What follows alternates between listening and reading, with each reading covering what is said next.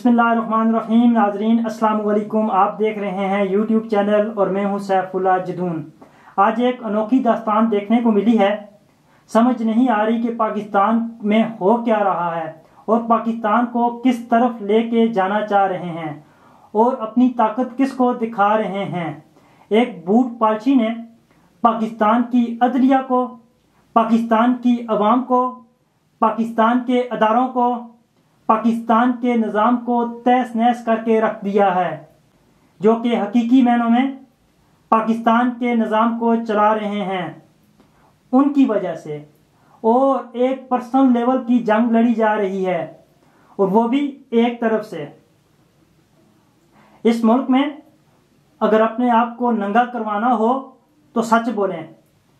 اپنے آپ کے ساتھ اگر ضد ہے اور جینا نہیں چاہتے ہیں تو سچ بولیں۔ اگر آپ کے آس پاس دشمن نہیں ہیں تو سچ بولیں۔ اپنا سافٹ ویئر اپ ڈیٹ کروانا ہو تو سچ بولیں۔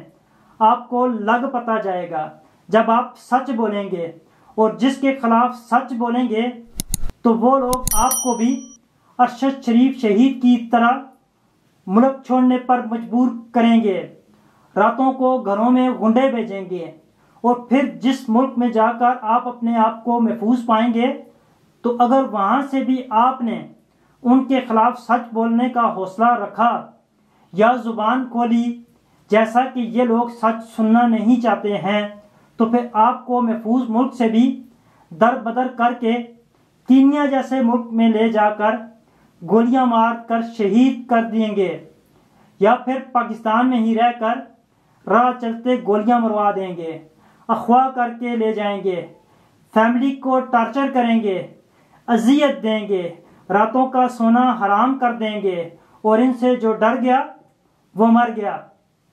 اور سچ وہی بولے گا جو صحیح معنوں میں ایک سچا مسلمان ہوگا اور اپنے اللہ سے ڈرتا ہوگا اور اپنے حقوق کی جنگ لڑ سکتا ہو اور اپنے ملک کا وفادار ہو۔ مرنا تو ایک نہ ایک دن ویسے بھی ہے، تو پھر کیوں نہ حق اور سچ کا ساتھ دے کر اور سچ بول کر مرا جائے۔ تو آج کی انوکھی داستان یہ ہے کہ آج عمران ریاض، جو کہ ایک سینئر صحافی ہیں، قذافی اسٹیڈیم کے باہر ان پر اور ان کے کچھ دوستوں پر پولیس نے تشدد کیا۔ وجہ یہ بنی کہ آپ لوگ ارشد شریف شہید کے ماسک لگا کر آپ لوگ قذافی اسٹیڈیم میں داخل نہیں ہو سکتے، کیونکہ ارشد شریف شہید کی تصویر لگانا بھی اب جرم بن گیا ہے۔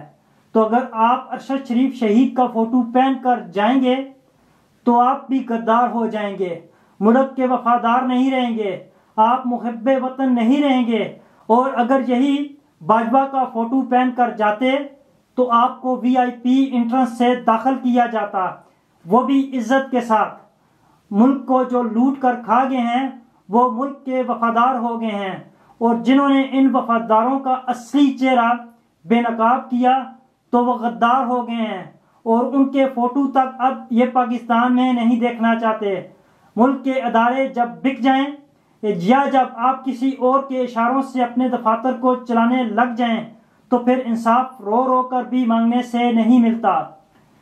جب تک پاکستانی قوم ایک ہو کر اپنے حق کے لیے آواز نہیں اٹھائیں گے تو پھر جینا ہوگا، مرنا ہوگا، ڈرنا ہوگا، ڈرنا ہوگا، تو پھر یہی حال ہوگا۔ ہوش کے ناخن لیں اور اپنے آپ کو جگائیں۔